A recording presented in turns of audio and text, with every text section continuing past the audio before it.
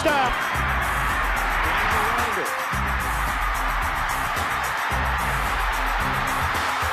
Touchdown. To Brian Brennan, short yardage. Was he down? I don't think so. I think they're going to call a fumble, yes. Over the middle, incomplete, intercepted.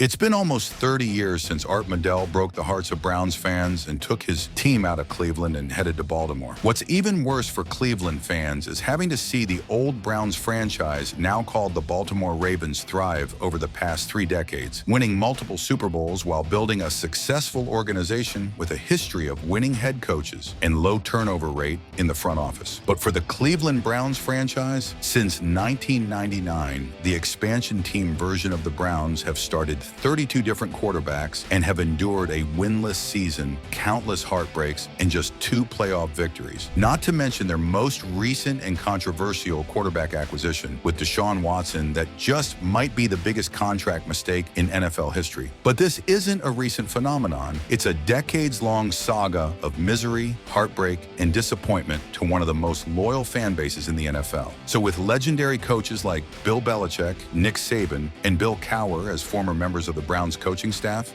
it begs asking the uncomfortable question, are the Browns the most cursed team in NFL history? Let's take a look at the Cleveland Browns organization and figure out why they have become so unlucky over the years. In order to take a look at the Cleveland Browns franchise of today, we have to take a trip down memory lane and take a look at how the original Cleveland Browns got started. The Cleveland Browns are a storied franchise that began with a whole lot of promise, dominating the post-World War II All-American Football Conference and the early NFL, led by Hall of Fame coach Paul Brown and legendary players like Jim Brown and Otto Graham. They were the standard of excellence, winning 4 championships in the 1950s. But that was long ago. Today, the Browns are synonymous with heartbreak. So how did the Browns go from a powerhouse to a punchline, you might ask? To understand why many believe the Browns are cursed, we have to look at the staggering list of challenges they face. Let's start with instability, arguably the biggest factor in their struggles. Like I mentioned at the beginning, since returning to the NFL in 1999, the Browns have had 32 starting quarterbacks. 32! Names like Tim Couch,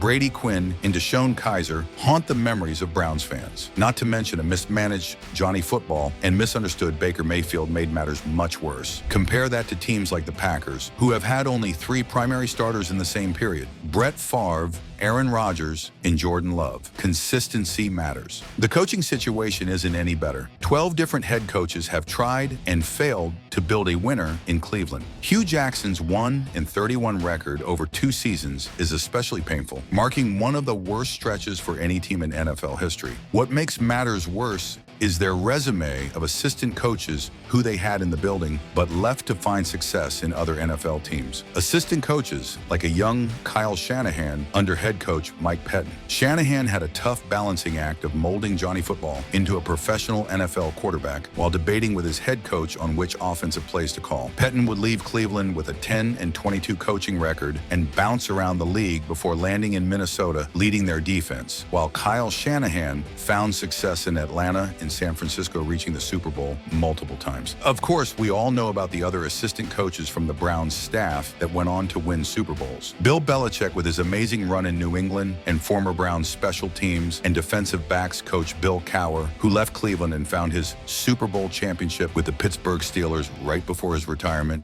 Outside of the coaching carousel, injuries and questionable draft decisions have also plagued the franchise. From Tim Couch, the #1 pick in 1999, whose career was derailed by injuries, to Johnny Manziel, whose off-field issues and lack of interest in studying the playbook overshadowed his on-field potential, the Browns just can't seem to catch a break. Even with their recent quarterbacks Baker Mayfield and Deshaun Watson, they just can't get right at the QB position. But more about those two in a minute. We all know of the Browns' lack of playoff appearances recently, but they did find an opportunity to maybe break the Cleveland curse back in 1987. This was one of the moments that defined the Browns' legacy of heartbreak. Let's talk about the drive. On January 11th, 1987, the Browns faced the Denver Broncos in the AFC championship. With just over 5 minutes left, Cleveland led 20-13, and the Broncos were pinned at their own 2-yard line. Victory seemed certain, and Browns fans were finally thinking this is the year they find their way to the Super Bowl. But then, John Elway orchestrated a 98-yard drive, a masterpiece of precision and poise that tied the game. Denver eventually won in overtime, shattering the Browns' Super Bowl dreams. The very next year, the Browns faced the Broncos again in the AFC Championship. Down 38-31, Cleveland was driving for a potential game-tying touchdown. Running back Ernest Biner took a handoff at Denver's 8-yard line and appeared destined for the end zone. But then, disaster struck. Biner fumbled. The Broncos recovered, ending another Super Bowl bid in devastating fashion. If there's one moment that encapsulates the Browns' history, it's the fumble. Biner's mistake wasn't just a heartbreaking loss. It became a symbol of the Browns' endless struggle against fate. As if on-field heartbreak wasn't enough, Browns fans endured what many consider the ultimate betrayal.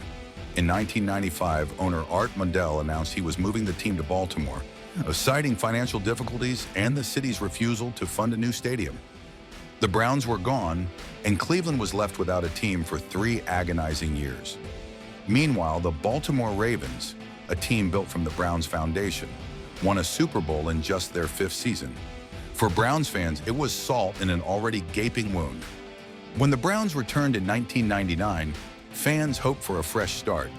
But the early 2000s brought more of the same. From the infamous 2002 wildcard loss to Pittsburgh, where a blown 17-point lead ended their playoff hopes, to the 0-16 season in 2017, misfortune continued to define the franchise. Even in recent years, when it seemed like the Browns were finally turning a corner, misfortune struck again. Take the 2020 season, for example. That year, the Browns ended their 26-year playoff drought with a stunning victory over the Pittsburgh Steelers. It felt like the beginning of a new era, and Baker Mayfield would be their guy to lead them to the promised land. But just a year later, internal drama and injuries derailed their momentum. Baker Mayfield, the young and brazen quarterback who helped deliver that long-awaited playoff win, became a polarizing figure. His inconsistent play and reported clashes with teammates led to his departure in 2022. The Browns' search for stability at quarterback continued. And the search after Baker Mayfield left turned out to be one of the biggest and most controversial decisions made in NFL history. Enter the Deshaun Watson signing, a move that shocked the NFL. While Watson's talent is undeniable, his off-field legal issues and the cost of bringing Watson to Cleveland created a firestorm of criticism. The move was a gamble, and so far it hasn't paid off. Not only has it not paid off, the 5-year, $230 million fully guaranteed contract is widely criticized as the worst contracts in NFL history. Browns general manager Andrew Berry has actually done a decent job building an incredible defensive team and signing some quality skill players on offense. But this contract with Deshaun Watson will forever haunt him and build on the curse that the Cleveland Browns can't get out of their own way to build a winning franchise. But through all of this, Browns fans remain some of the most dedicated in sports. They pack First Energy Stadium, rain or shine, snow and bare-chested year after year. Their loyalty is unwavering, even in the face of relentless disappointment. But is it fair to blame a single play, a single player, for the franchise's woes? Many argue that the Browns' problems are systemic, rooted in decades of poor decisions and instability.